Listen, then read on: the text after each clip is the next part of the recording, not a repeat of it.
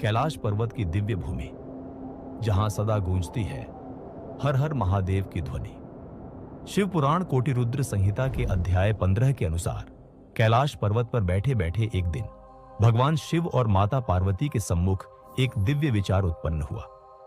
अब समय आ गया है हमारे पुत्रों गणेश और कार्तिकेय के विवाह का।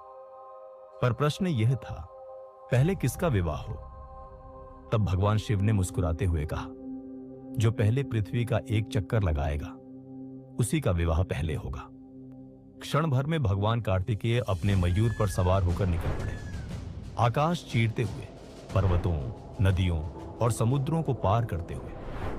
दूसरी ओर बुद्धि और भक्ति के प्रतीक गणेश जी ने कुछ ही क्षण सोचा और फिर धीरे से अपने माता पिता की परिक्रमा की। उन्होंने हाथ जोड़कर कहा, मेरे लिए आप ही तो सृष्टि है, आप ही ब्रह्मांड हैं, तो आपकी परिक्रमा ही पृथ्वी की परिक्रमा के समान है। भगवान शिव और माता पार्वती उनकी बुद्धि पर मुग्ध हो गए और उन्होंने श्री गणेश का विवाह सिद्धि और बुद्धि से कर दिया। पर जब भगवान कार्तिकेय लौटे और यह समाचार सुना, उनका मुख गंभीर हो गया, नेत्रों में आंसू थे। क्या मेरी तपस्या, मेरा परिश्रम व्यर्थ गया? क्रोध और विरक्ति में वे कैलाश छोड़कर दक्षिण दिशा की ओर चल पड़े, जहां उन्होंने क्रौंच पर्वत पर अपना निवास बनाया।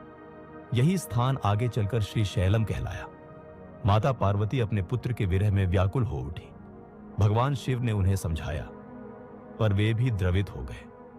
तब दोनों ने निर्णय लिया, हम वहीं चलेंगे जहां हमारा पुत्र वास करता है। और इसी तरह भगवान शिव ने मल्लिकार्जुन ज्योतिर्लिंग के रूप में वहां प्रकट होकर निवास किया। मां पार्वती मल्लिका और भगवान शिव अर्जुन कहलाए। तभी से यह दिव्य स्थान मल्लिकार्जुन ज्योतिर्लिंग के नाम से पूजित हुआ।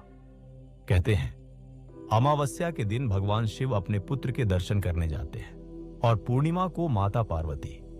इस प्रकार यह स्थान स्नेह, त्याग और मिलन की दिव्य कथा का साक्षी बन गया। जो भी भक्त श्रद्धा से मल्लिकार्जुन ज्योतिर्लिंग के दर्शन करता है, उसे मोक्ष की प्राप्ति होती है और जीवन के सभी पाप नष्ट हो जाते हैं। अगले भाग में हम जानेंगे कैसे उत्पत्ति हुई दक्षिणमुखी श्री महाकालेश्वर ज्योतिर्लिंग की।